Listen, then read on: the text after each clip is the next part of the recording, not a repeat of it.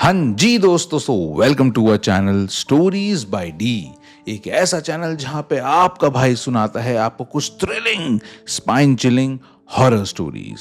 और आज की कहानी शुरू करने से पहले मैं एक छोटी सी पर्सनल अचीवमेंट आपसे शेयर करना चाहता हूं। So as you guys know, आपका भाई एक आर्किटेक्ट है और हमने एक आर्किटेक्चरल मार्वल डिजाइन किया है।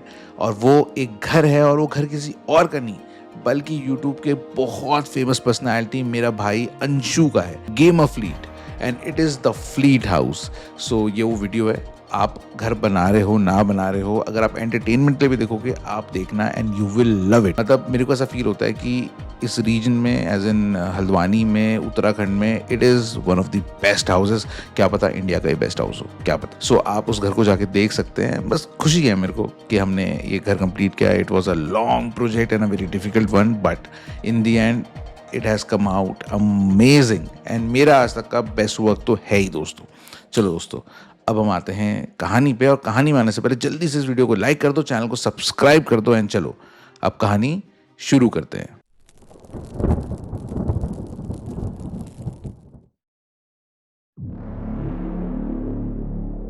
दोस्तों, ये कहानी दो लोगों की है, राघव और मीरा। राघव मीरा के बारे में बहुत डिटेल में नहीं बताऊंगा, कहानी लंबी हो जाती है ना। बट मैं आपको इन शॉर्ट बताता हूँ कि राघव और मीरा दोनों की एज लगभग 25 साल थी। राघव उत्तराखंड से था, हल्द्वानी से, और मीरा लखनऊ से थी, उत्तर प्रदेश से। अब ये दोनों जॉब की तलाश में दिल्ली एनसीआर आते हैं, एंड देन दोनों की गुड़गांव में एक ऑफिस में जॉब लग जाती है। उसी ऑफिस में राघव अकाउंट्स में होता है और मीरा होती है एचआर डिपार्टमेंट में। इन दोनों की दोस्ती की शुरुआत ही बड़ी मजेदार सी है। एक दिन कैफेटेरिया में कॉफी मशीन खराब हो जाती है। कॉफी मशीन खराब होने की वजह से इन दोनों को फोर्सफुली उस दिन चाय पीनी पड़ती है। बस उस चाय से वो कन्वर्सेशन शुरू होती है, और फिर वहां से वो एक छोटी सी कन्वर्सेशन, देन धीरे धीरे अपनी इवनिंग वॉक्स, देन डेली लंच करना, रोज फोन पे बातें करना, good morning, good evening, good night, and eventually इनका रिलेशन एक ऐसी सिचुएशन पे आ जाता है जहां पे ये बिना बोले एक दूसरे की बातें समझने लगते हैं। सब कुछ नॉर्मल चलता रहता है, बिल्कुल साधारण जिंदगी में जैसा होता है। एंड इसके एग्जैक्ट 3 साल बाद इनकी शादी हो जाती है। ये लोग बहुत सिंपल शादी करते हैं, नो शोबाजी, बिल्कुल सिंपल कोर्ट मैरिज। उस शादी में इनके रिश्तेदार थे, कुछ दोस्त थे, और वो एकदम सिंपल मैरिज थी। एक सिंपल सा डिनर जिसमें सारे आपके चाहने वाले लोग थे। इनकी जिंदगी का दोस्तों यही सार भी था, यही समरी थी। ये कुछ भी फ्लैश नहीं करते थे। There was nothing flashy about them. एकदम सिंपल, जमीन से जुड़े हुए लोग। इनका जो कपल भी था ना, एकदम परफेक्ट कपल था। राघव बहुत प्रैक्टिकल था, नंबर्स और डिसिप्लिन में बिलीव करता था। मीरा इमोशनल थी, वो घर को घर बनाना जानती थी। इनकी लाइफ एक साधारण जेनरिक लाइफ थी। वीकडेज पे काम करते थे, ऑफिस वर्क। वीकेंड्स पे एज यूजुअल ये लोग पहले ग्रोसरी शॉपिंग जाते थे, एंड देन संडेज को लेट उठा करते थे, और रात को एक ही कंबल को खींच के नेटफ्लिक्स देखते देखते सो जाते थे। इनकी लाइफ प्रिडिक्टेबल थी और इनको ऐसा ही पसंद था। जब तक इनकी शादी नहीं हुई थी, ये लोग बैचलर्स की तरह रह रहे थे। तब तक तो ये किसी भी तरह से रह रहे थे। पर जब इनकी शादी हो गई थी तो एक समस्या जो आ गई थी कि अब इनको थोड़ा बेटर घर में रहना पड़ रहा था। और बेटर घर में रहने की सबसे बड़ी प्रॉब्लम थी दोस्तों रेंट इनको ना बहुत बॉदर करता था। मैंने आपको बताया ना, राघव बहुत कैलकुलेटेड अकाउंट्स पे था ना, ऑब्वियसली वो चाहता था कि हर महीने वो कुछ ना कुछ सेव करे, but end of the month इनके पास कुछ बचता नहीं था। ये कोई भी चीज सेव नहीं कर पाते थे। और यहीं से इनके दिमाग में उस आइडिया ने जन्म लिया जिसने इनकी जिंदगी बदल गई। इन लोगों ने सोचा कि क्यों ना हम अपना घर बदल लें जहां से हमारा रेंट कंट्रोल हो जाए। अगर रेंट कंट्रोल हो जाएगा तो हमारी जिंदगी भी काफी हद तक कंट्रोल में हो जाएगी। और फिर क्या, राघव ने लिस्टिंग में घर देखने शुरू करे, और वहीं से घर ढूंढने का सिलसिला शुरू हो गया। अगले 10 दिन में इन्होंने 14 घर देखे, पर हर घर में ना इनको कुछ ना कुछ खटपट लगती थी। कहीं पे घर बहुत छोटा लगता था, कहीं पे मेंटेन नहीं होता था। अगर घर बड़ा है, मेंटेन भी है, तो उसका रेंट बहुत ज्यादा होता था। कहीं अगर रेंट कम है, घर भी ओके है, तो वहां पे ओनर बड़ा अजीब, बड़ा कंट्रोलिंग टाइप का होता था। मतलब कोई भी चीज ना इनके मन की नहीं हो पा रही थी। काफी दिनों तक घर देखने के बाद इनको फाइनली सक्सेस मिली। इनको फाइनली एक ऐसा घर मिला जो हर जगह से इनके लिए परफेक्ट था। वो एक 2 मंजिल का इंडिपेंडेंट घर था जहां पे सब कुछ इनके हिसाब से एकदम परफेक्ट था। Perfect space, perfect rent, and perfect location. और सबसे बढ़िया चीज की इमीडिएट पोजेशन। उस घर के जो फोटोज थे वो थोड़े पुराने थे, पेंट भी उतरा हुआ था, और जो गली थी ना घर पे जाने की, वो भी बड़ी तंग सी थी, पतली सी थी। लेकिन रेंट देख के राघव रुक गया। ये स्कैम तो नहीं है? कल देखने चलते हैं, स्कैम होगा तो पता चल जाएगा। अगले दिन शाम को जब वो लोग उस घर को देखने के लिए पहुंचते हैं तो वो जो गलियां थी वो अनयूजुअली क्वाइट थी। राघव बताता है कि ये जो घर था ये गुड़गांव के आउटस्कर्ट्स में था, मतलब एक गांव वाले एरिया में था। वो एनसीआर गुड़गांव के गांव देखे हैं ना आपने, तो ऑब्वियसली मैंने इस गांव का नाम और आइडेंटिटी वगैरह सब चेंज करी है, तो फिलहाल के लिए उस गांव का नाम हम पाटा रख लेते हैं। तो बेसिकली जब वो पाटा पहुंचा तो पाटा में काफी सारे घर थे, काफी सारे लोग भी रहते थे और अलग अलग गलियां थी। तो ऐसे ही पूछते पूछते ये किसी तरह से उस घर की लोकेशन पे पहुंचते हैं। वो एक पतली सी गली के थ्रू होते हुए जाता है और जब ये उस गली के अंदर पहुंचते हैं उसमें करीबन 25-30 घर होंगे थोड़े थोड़े दूरी पे। ये देखता है कि घर भी ना सब पुराने से हैं और आधों के दरवाजे बंद से हैं और आधों के दरवाजे खुले हैं और बहुत सारे घरों के तो मेन गेट पे ताला भी लगा हुआ है। बट खैर चलते चलते चलते ये अपनी एग्जैक्ट उस लोकेशन के पास पहुंचते हैं। ये ऑनलाइन देखते हैं घर की फोटो एंड आइडेंटिफाई कर लेते हैं कि यही वाला घर है जिसको देखने के लिए लोग आए। ये दोनों घर के दरवाजे पे बस खड़े थे वंडरिंग कि हम अंदर जाएं या नहीं जाएं, तभी पीछे से जो घर का मकान मालिक था वो आता है और इनको हेलो हाय करता है, इनको चाबी देता है और बोलता है कि ये लो चाबी, पूरा घर देख लो और सुनो, किसी भी फर्नीचर के साथ छेड़खानी नहीं करोगे तुम, ये बर्दाश्त नहीं होगा। घर को बिल्कुल डैमेज नहीं करोगे, चेंज नहीं करोगे, जो चीज वैसी है वैसी ही रहेगी भैया। और ये कह के वो चला जाता है। इससे पहले कि राघव को समझ पाता वो मकान मालिक चले भी जाता है और इनको बड़ा अजीब लगता है। मीरा बड़ी हल्की सी आवाज में बोलती है ये वियर्ड आदमी नहीं था ये थोड़ा सा, और राघव बस एक्सेप्टेंस में अपना सर हिला देता है। खैर उस वक्त तक इनको बिल्कुल अंदाजा नहीं था कि ये जो घर है ये सिर्फ इनकी जिंदगी को बदलने वाला नहीं है बल्कि उसे तोड़ने वाला है। शिफ्ट होने वाला दिन बहुत थकान भरा दिन था। राघव, मीरा और उनके दो दोस्त एक टेम्पो में सामान भर के लाते हैं एंड पूरा दिन सामान की शिफ्टिंग, एडजस्टिंग और साफ सफाई में निकल जाता है। घर की हालत ना काफी खराब सी थी क्योंकि बहुत टाइम से शायद वो घर बंद था, पर शाम तक इन लोगों ने बड़ी मेहनत करी और उस घर को रहने लायक बना दिया। राघव बताता है कि जिस दिन वो लोग शिफ्ट हुए थे तो जब साफ सफाई करी तो उन्होंने देखा कि नीचे का हॉल एंड किचन वगैरह तो बिल्कुल परफेक्ट था, पर ऊपर जो बेडरूम था ना वो बहुत अजीब सा था। मतलब ऐसा लगता था जैसे शायद ये बहुत सालों से खुला नहीं है और उसके अंदर ना वो सीलन की स्मेल होती है ना, वो स्मेल सी भर गई है। मीरा ने सारे घर की खिड़कियां खोल दी, दरवाजे खोल दिए, पर राघव बताता है कि दरवाजे खिड़की खोलने के बाद भी ना उनको ऐसा फील होता था उस घर में जैसे हवा बस ना आके पर्दों से टकरा के वापस चले जा रही हो, घर के अंदर ना आ रही हो। रात को जब सब लोग चले गए तब इन दोनों को उस घर की एक्चुअल खामोशी का एहसास होने लगा। ना तो वहां कोई गाड़ियों की आवाज थी और ना ही लोगों की बातचीत की आवाज, बस कभी कभी बीच में दूर कहीं कुत्तों की भौंकने की आवाज इन तक आती थी। मीरा किचन से आवाज लगाती है, यहाँ कुछ अजीब सी स्मेल आ रही है, आपको भी आ रही है क्या? अरे पुराना घर है, 1-2 दिन दो, नॉर्मल हो जाएगा। मीरा इनसिक्योर ना हो, घबराए ना, इसलिए राघव ने ये बात बोल तो दी, पर राघव खुद ये महसूस कर रहा था कि वो मिट्टी की जैसी स्मेल, वो जो गीली मिट्टी की स्मेल होती है ना एग्जैक्ट वो, और सड़ी हुई लकड़ियों की स्मेल। खैर नीचे से ये लोग फिर अपने बेडरूम में आ जाते हैं एंड देन बेडरूम को सेट करने की कोशिश कर रहे होते हैं। बेडरूम सेट करने के दौरान राघव देखता है कि ये जो बेड है ना ये रूम के सेंटर में नहीं है, मतलब ऐसा टेढ़ा सा है, अलाइंड नहीं है ढंग से। तो राघव ऑब्वियसली उसको सीधी चीजें पसंद है, तो राघव बताता है कि भैया स्पेसिफिकली मैंने उस बेड को ना उठाने की कोशिश करी तो बहुत भारी था तो उठा नहीं पाया, फिर उसको उसने रगड़ के धक्का मार के बेड के पीछे लगाने की, बेड के मतलब अगेंस्ट लगाने की कोशिश करी, जैसे बेड होता है बेड के साथ मिला के। राघव बताता है कि उस टाइम पे जब उसने ये करा तो जब बेड फ्लोर पे घिसा ना, जो रगड़ा, उससे इतनी गंदी, इतनी अनकंफर्टेबल आवाज आई, ऐसा लगा जैसे बेड घिसटते घिसटते टाइल को ही उखाड़ देगा। तो ये लोग ना एकदम से सहम गए और उस बेड को इन्होंने वहीं पे ही छोड़ दिया। तो इनका जो बेड था ना वो जिस भी पोजीशन पे था ना पहले टेढ़ा सा, वो वैसा ही रहा। बाकी इन्होंने पूरा रूम फिर अच्छे से अलाइन कर लिया, सेट कर लिया। अब रात के 11 बज गए थे, ये लोग बहुत थक गए थे, तो ये लोग सीधे सोने चले जाते हैं। अब ये लोग ना नए घर में थे तो ऑब्वियसली आप एकदम कंफर्टेबल होके सोते नहीं हो। नींद बहुत आ रही थी पर नींद गहरी नहीं थी, ये बस आधी आधी नींद में थे। अब नींद में भी ना इनको बार बार ऐसा लग रहा था जैसे इस घर से ना उनको अलग अलग जगहों से आवाज आ रही है, जैसे दूर लकड़ी थी दीवार पे लगी हुई तो वहां से इनको कुछ अजीब सी चर चर सी आवाज आ रही थी।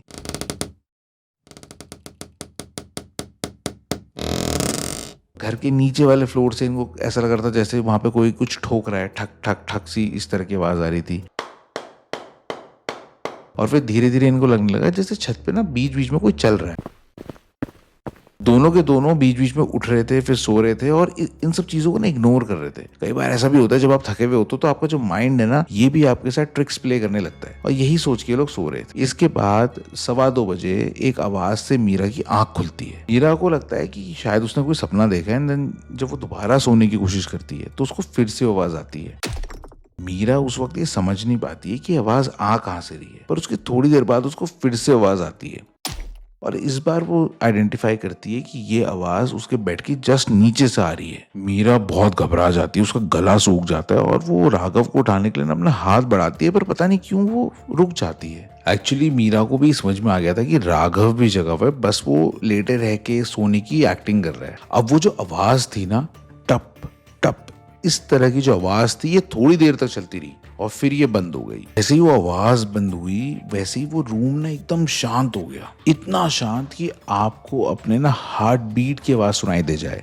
अब क्योंकि वो आवाज बेड के जस्ट नीचे से आ रही थी, तो पता नहीं क्या मीरा के अंदर थोड़ी हिम्मत सी आई और उसने ना बेड के नीचे झांक के देखने की कोशिश करी। और जैसे ही वो हल्का सा झुकी ना बेड के नीचे झांकने के लिए, तो वैसे ही बेड के नीचे से ना कुछ सरका। ऐसा लगा जैसे नीचे कोई चीज थी जो खिसकी हो। जैसे ही वो सरकने की आवाज आई ना, तो मीरा वहीं पे फ्रीज हो गई। वो बस बेड पे लेट गई और उसके बाद स्वेटिंग के बीच में बस उसकी आंखें खुली थी, वो सांसें ले रही थी, पर वो पूरी रात 1 इंच भी नहीं मूव करी। साथ में ही राघव जो कि बगल में था, शायद उसने भी वो सरकने की खिसकने की आवाज सुनी थी, पर पूरी रात वो भी जैसा था वैसे ही लेटा रहा। पूरी रात दोनों ने एक दूसरे से एक वर्ड भी नहीं बोला। सुबह की रोशनी के साथ वो जो डर था ना, थोड़ा हल्का तो जरूर हो गया था, पर कंप्लीटली गया नहीं था। मीरा ने तो खुद को कन्विंस कर लिया था कि जो भी कुछ उसने रात को एक्सपीरियंस किया वो शायद एक सपना ही था। और राघव भी मॉर्निंग में ना बड़ा अनयूजुअली चुप था। दोनों ने एक दूसरे से कोई भी चीज के बारे में डिस्कस नहीं किया, ना तो उस आवाज के बारे में और ना जो बेड के नीचे से सरकी थी चीज उसके बारे में। जैसे दोनों ही ना बस मन में डिसाइड कर चुके हो कि जो भी हुआ भाई उसको इग्नोर करना ही बेहतर है। सुबह की मॉर्निंग्स तो थोड़ी लाइट हो गई थी दोनों की, पर इनका बेडरूम ना अभी भी थोड़ा हैवी सा फील हो रहा था। ये लोग बेडरूम में जाते हैं, देन वही यूजुअल साफ सफाई, मीरा उसमें झाड़ू वगैरह लगा रही होती है। तो झाड़ू लगाते लगाते मीरा एक चीज नोटिस करती है कि बेड के नीचे से ना एक स्मेल आ रही है। और ये जो स्मेल है ना, ये रात को भी आ रही थी, पर अभी ये स्मेल अपने आप तेज हो गई है। मीरा राघव को बुलाती है और उसको दिखाती है कि देखो स्मेल आ रही है। तो राघव बेड को उठाता है कोने से और उठा के नीचे देखता है, तो बेड के नीचे कुछ अनयूजुअल नहीं होता है। कुछ पुराने कचड़े के टुकड़े होते हैं, धूल होती है, और राघव बेड को रखता है एंड देन उसके बाद वो एकदम से बोलता है, मीरा कुछ नहीं है अंदर। और जैसे वो बेड को रखता है, ये दोनों साइमल्टेनियसली ये चीज नोटिस करते हैं कि बेड को ये लोग जब रखते हैं ना, तो ये कोशिश करते हैं कि बेड अलाइन होके लगे, सीधा रहे, पर वो बेड ना अपना आप ही एक साइड को झुक जाता है। ये फिर सीधा करते हैं और फिर झुक जाता है। और ये लोगों को फिर समझ में आता है कि शायद बेड तो टेढ़ा नहीं है, पर जो ये फ्लोर है ना, ये शायद टेढ़ा है। इसके बाद ये पूरा दिन बीत जाता है और रात को ये लोग फाइनली सो जाते हैं। अब जब सोते हैं तो मीरा लेट जरूर जाती है बेड पे, पर पूरी रात मीरा को नींद नहीं आती है। राघव थोड़ा जल्दी सो गया था, या कम से कम वो ऐसा दिखा रहा था कि वो सो गया था। पर ठीक उस रात 2:17 AM को फिर से वो आवाज आती है। और इस बार वो आवाज पिछली आवाज की तरह नहीं थी। लास्ट नाइट तो इनको जो आवाज आ रही थी वो ठप ठप इस तरह की आवाज थी, पर आज जो आवाज इनको आ रही थी वो इस तरह की आवाज थी जैसे एक रस्सी को कस के एक लकड़ी के ऊपर बांध दिया गया हो और फिर उसको खींचा जा रहा हो। वो जो आवाज होती है ना, वो स्क्रैचिंग की, स्क्वीजिंग की, ये उस तरह की आवाज थी। जब ये आवाज मीरा ने सुनी तो मीरा बस लेटी रही, बिल्कुल मोशनलेस होके। पर थोड़ी देर बाद थोड़ी सी उसने हिम्मत करी और अपने मोबाइल की टॉर्च ऑन करी। मीरा फोन की लाइट से ना बेड के नीचे झांकने की कोशिश करती है, क्योंकि कहीं ना कहीं मीरा को ये भी शक हो रहा था कि हो सकता है बेड के नीचे कोई चूहा टाइप का जानवर हो। जब मीरा अपनी फोन की लाइट अंदर डाल के ध्यान से अंदर देखती है तो उसको वहां पे कुछ दिखता है, कुछ काला सा, गोल सा, एक अजीब से कपड़े में लिपटा हुआ। मीरा की सांस रुक जाती है। इम्पल्सिवली मीरा उस चीज की तरफ अपना हाथ बढ़ाती है और एकदम से अपना हाथ वापस खींच लेती है, जैसे उसके मन ने उससे कहा हो कि नहीं, ये जो भी चीज है इसको तूने छूना नहीं चाहिए। मीरा को सुबह होने का इंतजार करना ज्यादा सेफ लगा। अब सुबह जब राघव उठा, मीरा तो सो ही नहीं पाई। जब सुबह राघव उठा, मीरा ने राघव को बताया और राघव ने बेड को उठा के हटाया, और फिर जो चीज इन्होंने देखी, ये दोनों के दोनों वहीं पे एकदम सुन्न हो गए। बेड के नीचे एक पुराने कपड़ों की गुड़िया सी पड़ी हुई थी। वो गुड़िया गंदी मिट्टी में एकदम लिपटी हुई थी, साथ ही उस पे काले रंग के धागे को कस के लपेटा हुआ था। जब उस गुड़िया को इन्होंने ध्यान से देखा तो ऐसा लगा जैसे मानो उस गुड़िया का जो चेहरा है ना, वो आधा जला हुआ है, और उस गुड़िया की जो आंखें, जहाँ पे आंखें होनी चाहिए थी, वहां पे लाल धागे से ना तो मोती सिले हुए थे। मीरा एकदम सुन्न थी, उसके मुंह से कोई आवाज नहीं निकल रही थी, पर उसके चेहरे पे बढ़ता हुआ पसीना जरूर दिख रहा था। राघव भी बड़ा स्ट्रेस में था और माहौल को लाइट करने के लिए राघव ने बोला कि अरे मीरा, किसी बच्चे की होगी। पहले जो रहते थे उनकी होगी, रह गई होगी। इस पूरी सिचुएशन को नॉर्मल फील कराने के लिए, मीरा को सिक्योर फील कराने के लिए राघव ने उस गुड़िया को उठा लिया। और जब उसने गुड़िया को उठाया तो उसने देखा कि गुड़िया के नीचे एक सफेद रंग की चौक से ना एक सर्कल सा बना हुआ है। वो जो गोल सर्कल सा बना हुआ है, वो जो घेरा सा बना हुआ था, जब उसको और ध्यान से इन्होंने देखा तो उसने देखा कि उस सर्कल के बीच में ना कुछ अजीब से निशान भी बने हुए हैं। ये पता चल रहा था कि जो भी चीजें है ना किसी ने जानबूझ के बनाई है। राघव ऑब्वियसली ये सारी चीजें देख के किसी की भी हालत खराब हो जाएगी, और सेम राघव के साथ भी हुआ। उसको इतना एक्सट्रीम लेवल का पैनिक और स्ट्रेस हो गया कि उसको लिटरली उसकी बॉडी में ना ऐसे शिवरिंग सी होने लग गई। ये दोनों के दोनों लिटरली सुन्न हो गए थे, फ्रीज हो गए थे, बस एक दूसरे को देखे जा रहे थे। और राघव के हाथ में गुड़िया थी, और सडनली तभी नीचे से कुत्ता भौंकता है बहुत जोर से, और उसके भौंकने से ये लोग वापस अपने होश में आते हैं। और जैसे होश में आते हैं मीरा बोलती है, राघव इसको बाहर फेंको। राघव ने तुरंत हाँ कर दिया, और उस गुड़िया को लेके वो जैसे सीढ़ियों की तरफ बढ़ा, राघव को लगा जैसे उसके कान के पीछे किसी ने हल्के से ना फुसफुसाया हो। और वो फुसफुसाहट इतनी हल्की थी कि मानो जैसे उसकी इमेजिनेशन ही हो। पहले वो फुसफुसाहट राघव के समझ में नहीं आई, दूसरी बार भी नहीं आई, पर तीसरी बार जब उसने बहुत फोकस करके सुना तो उसको उस फुसफुसाहट में साफ शब्द में सुनाई दिया, मत ले जाओ। जैसे ही उसने फुसफुसाहट सुनी तो राघव वहीं पे जम गया। वो लिटरली सुन सा हो गया। बड़ी मुश्किल से हिम्मत करके उसने धीरे धीरे पीछे मुड़ के देखा, पर वहां पे कोई भी नहीं था। दूर उसको बेड दिख रहा था, और वो बेड, उस बेड के नीचे का अंधेरा ना अब राघव को कुछ ज्यादा ही गहरा दिख रहा था। राघव उस डॉल को उठाता है और बिना पीछे मुड़े वो भाग के जाता है घर के बाहर, और घर के बाहर एक गली होती है। उस गली के एंड में एक कूड़े का ढेर होता है जहां पे वो उस डॉल को फेंक देता है। उसके बाद जब वो घर वापस आता है तो मीरा बहुत ज्यादा घबरा गई होती है। वो कंटिन्यूअसली रो रही होती है। She was petrified. Meera Raghav के हाथ धुलवाती है, पूरे घर में नमक पानी का पोछा लगाती है, और पूरे घर में जगह जगह पे अगरबत्तियां जलाती है। वो राघव से रिक्वेस्ट करके पंडित को बुलवाती है, और पंडित जी घर पे आके बढ़िया से एकदम पूजा और हवन करते हैं। उस हवन के बाद एक्चुअली उस घर में बहुत पॉजिटिव वाइब्स आ जाती हैं, और राघव को एकदम नॉर्मल लगने लगता है। मीरा ऑल्दो थोड़ी सी घबराई भी होती है, पर धीरे धीरे चीजें नॉर्मल होने लगती हैं। इसके करीबन 1 महीने तक सब कुछ एकदम नॉर्मल रहता है। राघव की लाइफ एकदम पते पे एकदम नॉर्मली चल रही होती है। वो अपना ऑफिस जाता है, ऑफिस से आता है, सोशल गैदरिंग्स, सब कुछ नॉर्मल चल रहा होता है। पर मीरा की लाइफ कहीं ना कहीं नॉर्मल नहीं हुई होती है। मीरा अभी भी थोड़ी थोड़ी घबराई भी रहती है। मीरा मोस्टली घर पे रहती है, वो वर्क फ्रॉम होम कर रही होती है, बट कभी कभी वो ऑफिस भी चले जाया करती है। अब दोस्तों यहाँ से कहानी इंटेंस होगी। 1 महीने बाद मीरा के सामने उस घर में थोड़ी थोड़ी सी पैरानॉर्मल एक्टिविटीज होने लगती है। मीरा किचन में अगर काम कर रही होती है तो अगर मान लो वो इस कोने में काम कर रही है तो उसके ऑपोजिट कोने में कोई बर्तन गिर जाएगा। वो पीछे मुड़ के देखेगी तो वहां कोई भी नहीं होता है। मीरा अगर बेडरूम में सो रही है तो उसको ऐसा लगेगा जैसे छत पे कोई चल रहा है। वो छत पे जाएगी, कोई भी नहीं होता था। ऐसे ही अगर वो ग्राउंड फ्लोर पे है तो उसको लगता था कि फर्स्ट फ्लोर की सीढ़ी से कोई ऊपर नीचे कर रहा है। वहां जाके चेक करती तो वहां कुछ भी नहीं होता था। तो ऐसे धीरे धीरे कुछ घटनाएं उस घर में घटने लगी, जिससे मीरा फिर से घबराने लगी। मीरा राघव को सारी बातें बताती थी, पर राघव इन बातों को लिटरली इग्नोर कर देता था, क्योंकि राघव की जिंदगी में सब कुछ नॉर्मल चल रहा था। जब राघव घर पे होता था तो इस तरह की कोई भी पैरानॉर्मल एक्टिविटी नहीं होती थी, और अगर एक दुक्का बार हुई भी तो राघव कभी चूहे के बहाने से, कभी किसी और चीज के बहाने से इन बातों को टाल देता था। क्योंकि राघव मीरा की बातें मानता भी नहीं था, तो मीरा ने भी कुछ बातें राघव से शेयर करना कम कर दिया। इसी बीच मीरा को डरावने सपने आने लगे। मीरा को जो सपने आते थे, उस सपने में वो अक्सर एक अंधेरे रूम में होती थी। वो बेड पे लेटी हुई होती थी, और उसका शरीर एकदम जकड़ा हुआ होता था। उसको हल्की सी बदबू सी आने लगती पहले, जैसे कि मिट्टी की सी जो बदबू होती है, और उसके बाद दूर उसको एक आकृति सी दिखती थी जो कि दरवाजे के पास खड़ी है। मीरा समझ नहीं पाती थी कि वो चीज क्या है, पर वो चीज धीरे धीरे मीरा की तरफ आने लगती, और जब वो मीरा के पास पहुंचने लगती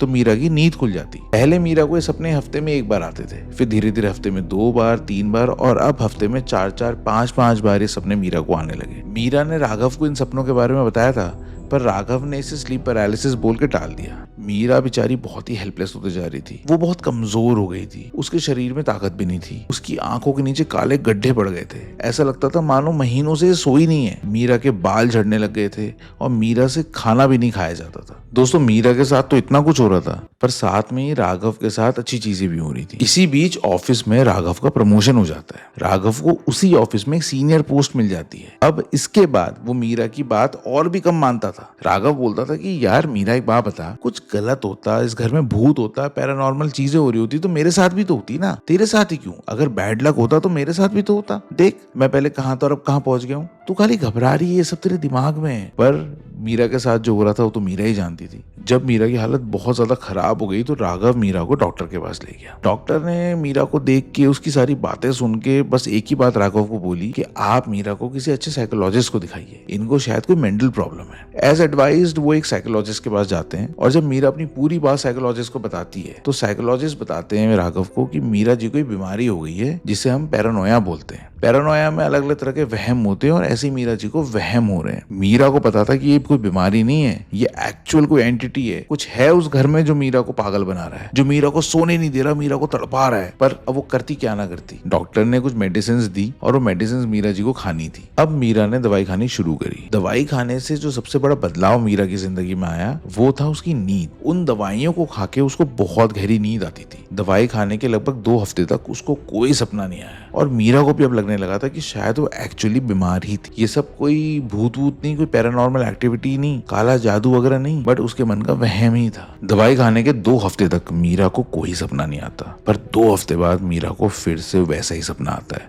और इस बार वो सपना ज्यादा इंटेंस होता है। मीरा अपने बेड में लेटी होती है, अंधेरा सा कमरा होता है और दूर उसको दरवाजे पे हल्की सी एक झिलमिल सी आकृति सी दिख रही होती है। वो जो भी चीज होती है वो धीरे धीरे मीरा के पास आती है और मीरा के बिल्कुल बगल में खड़ी हो जाती है। मीरा सीधे देख रही होती है और वो उसके बगल में खड़ी होती है। मीरा को बस महसूस हो रहा होता है कि कोई चीज उसके बगल में सांस ले रही है, क्योंकि उसकी हवा और जो गर्माहट होती है ना सांस की, वो मीरा के बालों में उसके कान पे जा रही होती है। और बस मीरा उठती है और मीरा इस बार बहुत घबरा गई होती है। मीरा रोने लगती है, चीखने लगती है। राघव भी एकदम से घबरा जाता है। राघव मीरा से पूछता है क्या हुआ, तो मीरा उसे पूरी चीजें बताती है, सारा किस्सा बताती है और हाथ जोड़ती है कि राघव प्लीज प्लीज ये घर बदल लो, इस घर में कुछ ना कुछ गलत है, आप मेरी बात मान नहीं रहे हो, आप प्लीज ये घर बदलो। इसके बदले राघव उसको बहुत ही प्रैक्टिकल सा जवाब देता है। राघव मीरा को इस समय पे बोलता है कि देखो कोई लॉजिक नहीं है, हमारा बहुत ज्यादा पैसा वेस्ट हो जाएगा। अभी 6 महीने का किराया हम पे स्पेयर है जो हमने दिया हुआ है ना, तो 6 महीने बाद भले ही बदल लेंगे, अभी आप इसी घर में रहो। और देखो ये सब आपके मन का वहम है, आप दवाई खाई थी तो ठीक हुआ था ना, अब आप दोबारा दवाई खाओ, कंटिन्यू करो और आप बिल्कुल ठीक हो जाओगे, ऐसा कुछ भी नहीं है। और मीरा बस रोती रह गई, रिक्वेस्ट करती रह गई, पर राघव ने उसकी बात नहीं मानी। इसके बाद राघव की जिंदगी तो एज यूजुअल चलती रही, पर मीरा की जिंदगी बद से बदतर हो गई। मीरा की हालत और खराब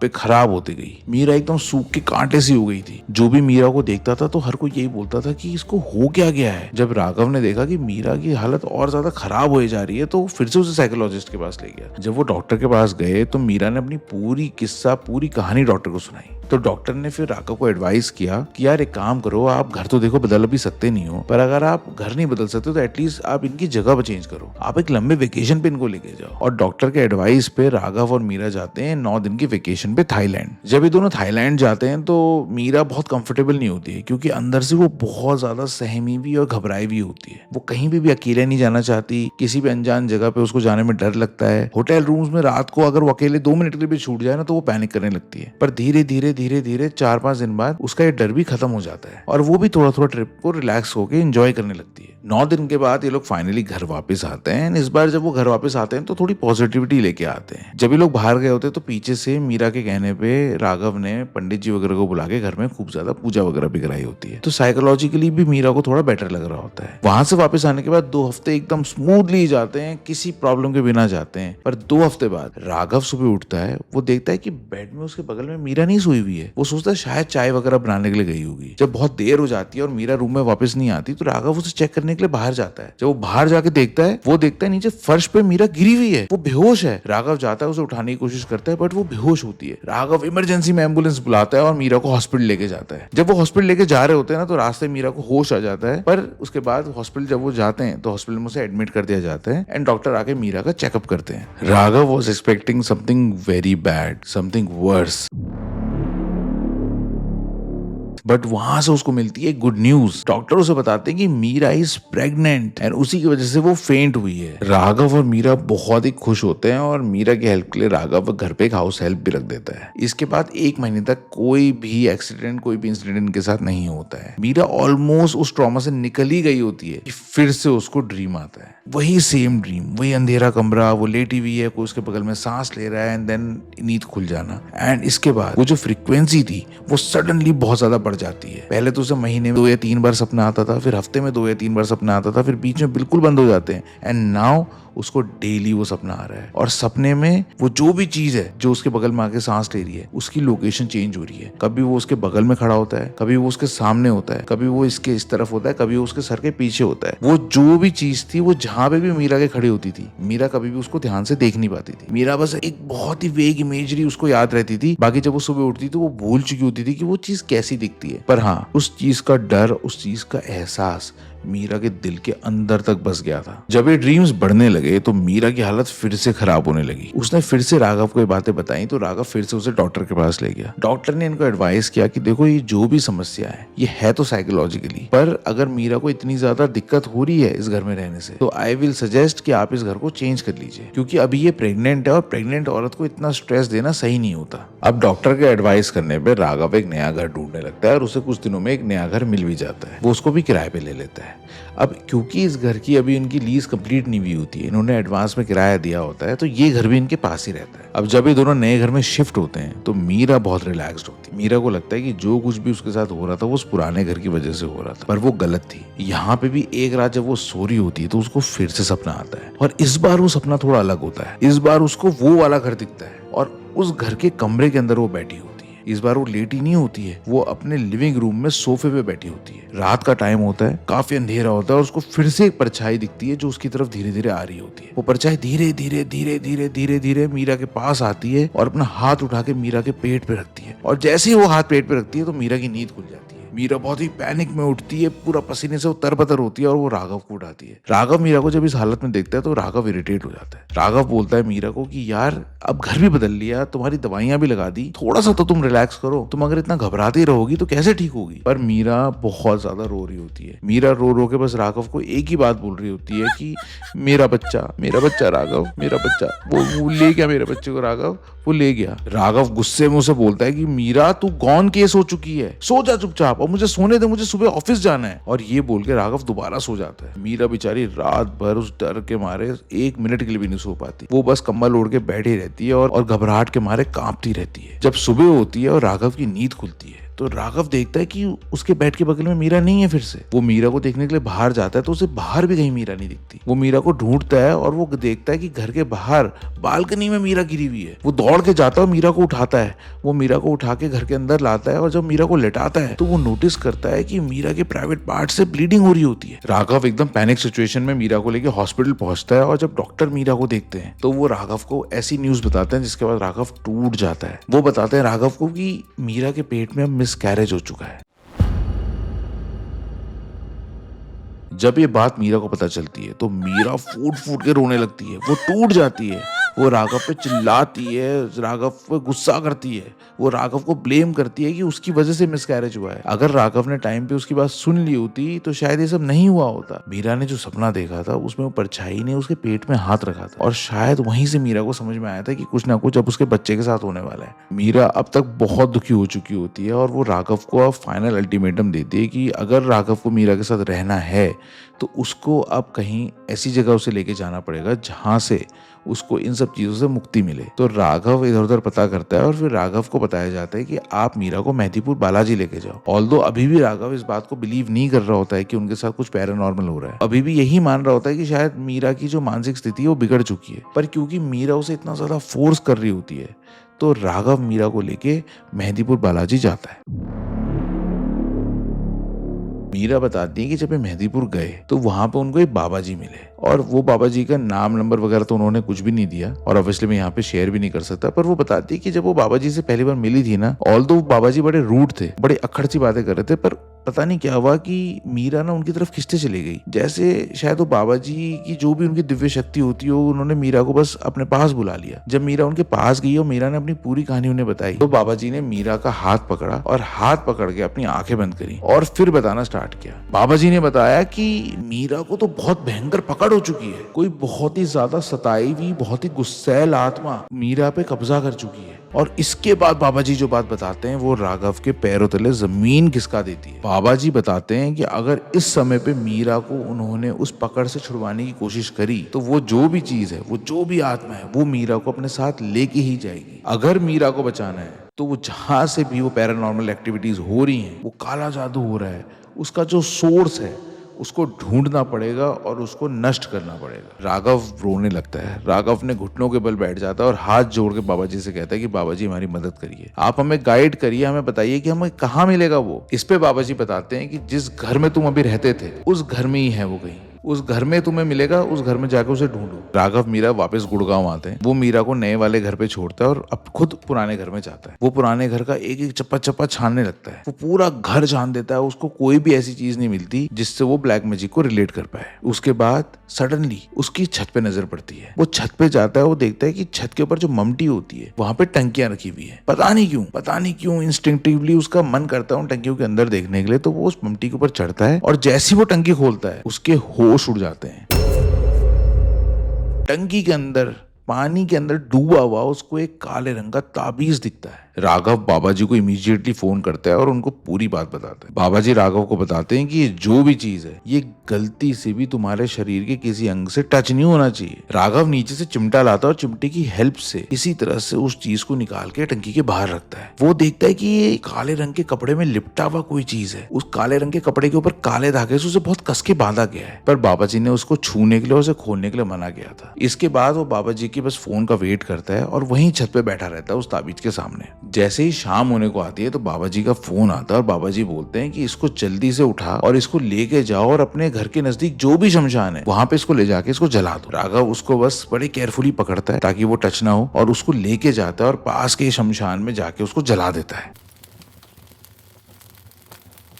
उसको जलाते ही राघव को ऐसा फील होता है जैसे उसके कंधों से कोई बोझ हट गया हो। बाबा जी का कॉल आता है और बाबा जी बोलते हैं कि बच्चों अब तुम बिल्कुल आजाद हो, अब कोई तुम्हें दिक्कत नहीं आएगी, कोई परेशानी नहीं आएगी, अब तुम खुल के जी सकते हो, आराम से रह सकते हो। मीरा बताती है कि वो दिन और आज के दिन तक उसके साथ अब कोई भी पैरानॉर्मल एक्टिविटी नहीं हुई है। यानी वो जो भी चीज थी जिसकी पकड़ मीरा को हुई थी वो चीज मीरा को छोड़ के जा चुकी थी। मीरा को ना कोई सपना आया ना कोई वहम। मीरा एकदम सूख चुकी थी तो अब धीरे धीरे वो रिकवर भी कर गई। और जो मीरा की हेल्थ खराब हो गई थी, उसको भयंकर वेट लॉस हो गया था, आंखों के नीचे काले गड्ढे पड़ गए थे, उसके बाल झड़ गए थे, अब वो सारी चीजें धीरे धीरे रिकवर भी हो रही। सो दोस्तों ये कहानी थी राघव और मीरा की, और कैसे वो एक घर में फंस गए थे जहाँ पे ब्लैक मैजिक किया गया था पहले, शायद जहाँ पे शायद किसी आत्मा को पकड़ के रखा गया था। और जैसे ही लोग उस घर में रहने जाते हैं तो वो आत्मा मीरा को पकड़ लेती है।